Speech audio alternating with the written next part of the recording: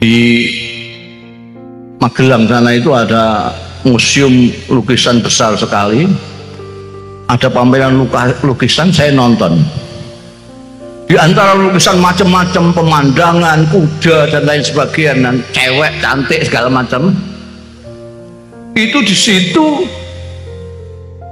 ada lukisan Hadratus Syekh Hasyim Asy'ari, besar sekali, duduk dengan anggrengnya. Saya tanya sih, ini siapa yang lukisin? Lalu saya dikenalkan, dipanggil itu orang yang lukis ini, yang kemudian sekarang jadi kawan saya.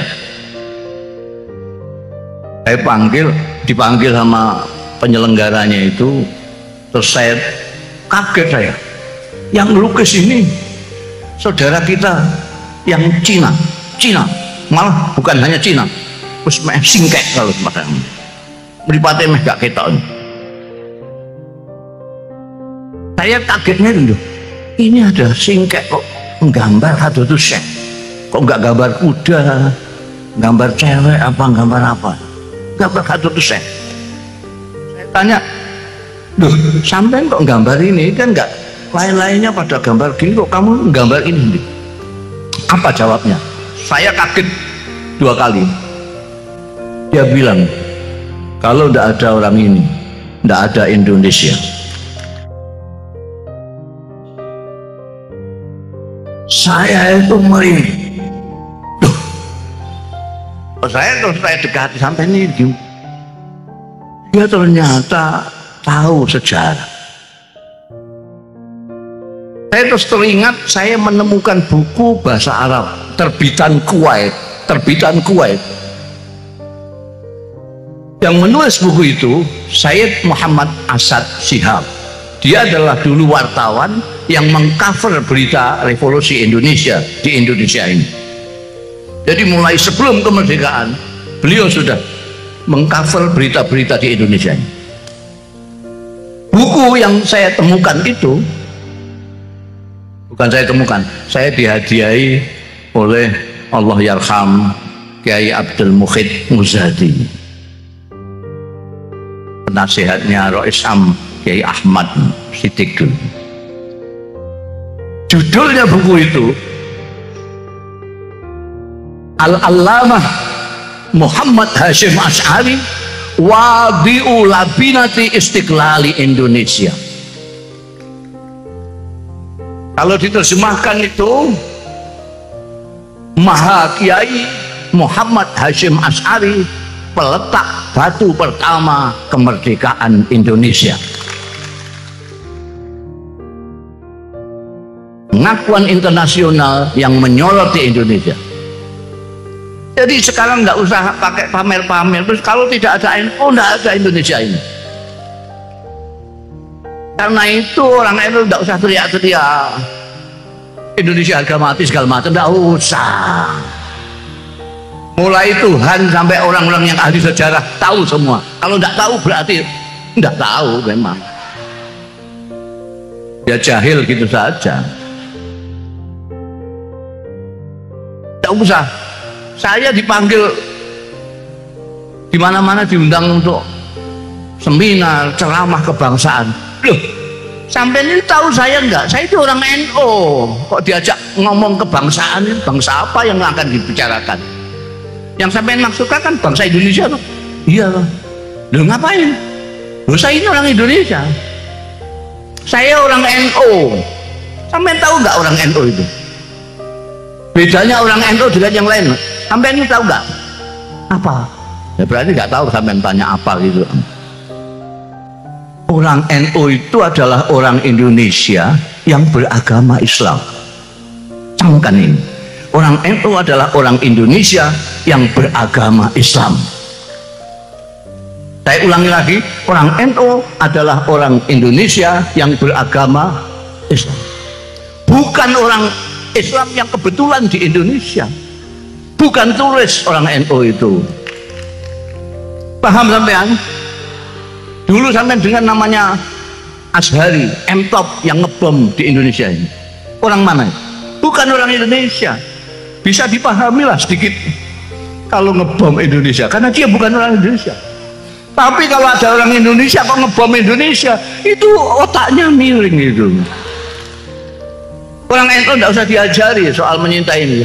Saya ini kemarin satu-satunya kiai atau kiai pertama, mudah-mudahan akan terus kiai pertama yang mendapat anugerah tentang hak asasi manusia, pejuang hak asasi manusia. Saya pidato di hadapannya orang-orang pinter-pinter, wah tidak ada yang tidak dokter itu, profesor, dokter. Padahal saya itu intelek kendilen, pesantren tos yang tidak pernah sekolah, kecuali sekolah intelek kendilin itu dari kendil itu loh, ngeliwat sendiri di pesantren itu. Saya hanya mondok di Lirboyo, kemudian di Krapiak Jogja, kemudian di ayah saya sendiri Rembang karena kurang biaya. Saya ngomong sama hadirin ketika penyerahan anugerah itu, saya tidak tahu apa yang namanya HAM yang dicetuskan di Barat pada abad ke-7. Saya tidak tahu apa itu nasionalisme. Saya tidak tahu. Isme itu dari Barat saya tidak tahu. Kalau Gus Dur tahu karena dia pernah sekolah, karena beliau intelek, orang kota. Saya ini orang desa. Tahu saya, kiai saya di pesantren mengatakan kepada saya bahwa Indonesia ini rumah kamu. Itu saja. Dan itu yang saya hafalkan sampai sekarang. Kiai saya mengatakan Indonesia itu adalah rumahmu. Kamu sujud di tanah Indonesia itu. Kamu menghirup udara Indonesia itu. Itu saja.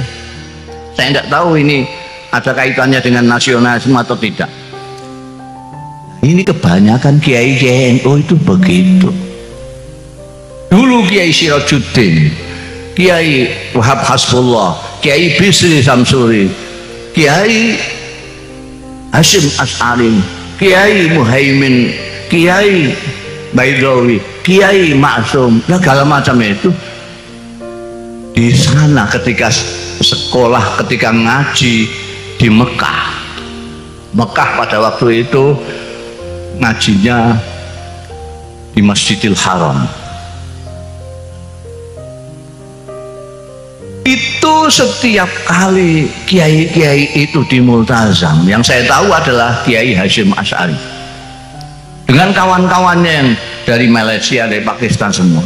Itu apa yang tidak pernah lupa dimohonkan kepada Allah Ta'ala. Mereka memohon kemerdekaan Indonesia.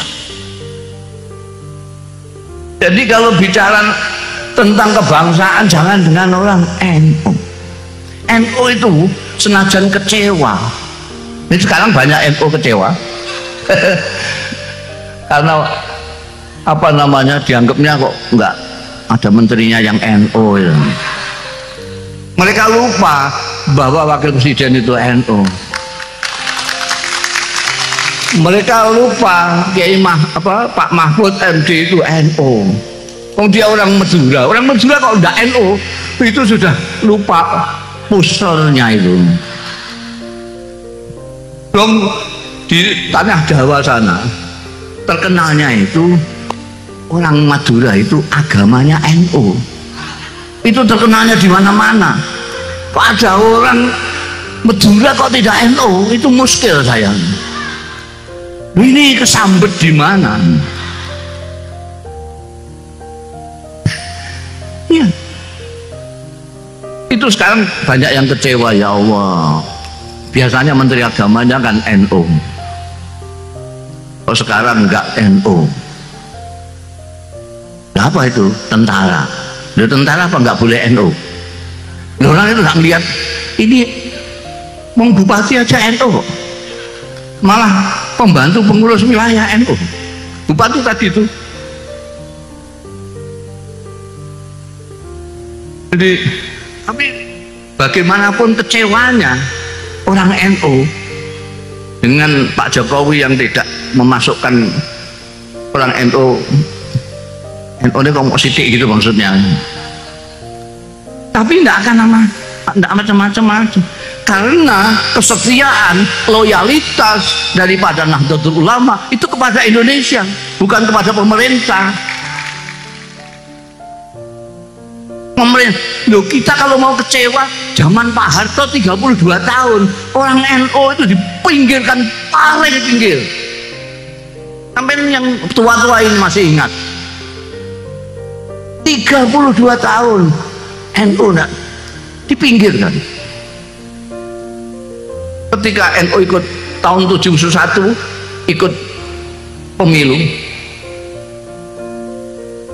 itu yang namanya tentara yang bikin Golkar itu nindas NU luar biasa, banyak kiai hilang, banyak macam-macam, tapi tetap dalam pemilu NU masih berkibar menyaingi Golkar yang pakai kekerasan itu. Habis gitu saking takutnya sama NU terus dibonsai, dijadikan P3 bareng-bareng yang lain. Parmusi sak pitulute itu yang tidak punya umat, itu yang punya umat mau NU tok. P3 itu warisan barokah dari Pak Harto. Berarti semua partai Islam dikumpulkan di situ supaya Pak Harto gampang caranya mengontrol itu. NU bisa. Selama Pak Harto masih jadi presiden, tidak ada orang NU di P3 yang pernah menjadi pimpinan. Ingat sejarah ini. Padahal isinya sampai ke bawah itu orang NU semua. Mulai Mintarja, Naro, sampai Hasan Mitariam semua. Yang belakangan ketika Pak Harto lengser baru orang NU Hamzah Has naik jadi pimpin. Jadi kalau kecewa sudah dulu-dulu. Boleh NU kecewa, tapi tidak bakalan sampai terus NU sekarang sudah Indonesia bukan harga mati. Nggak bisa. Tetap Anda. Karena ikut bikin negara ini dong. NU ikut bikin